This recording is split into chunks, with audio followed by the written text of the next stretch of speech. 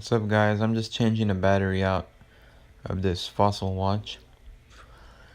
It's got these little grooves on the back so you can use this tool to spin it off. I got this on eBay. It was like $5.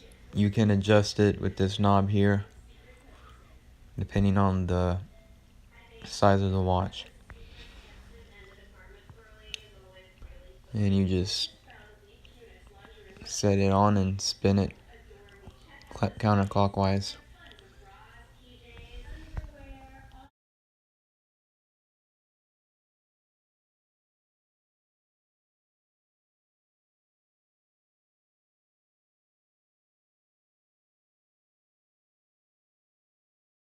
It should just come right off after that, and you'll see the battery right there.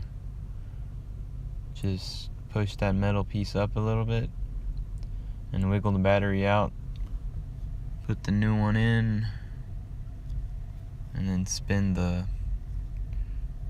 cover back on.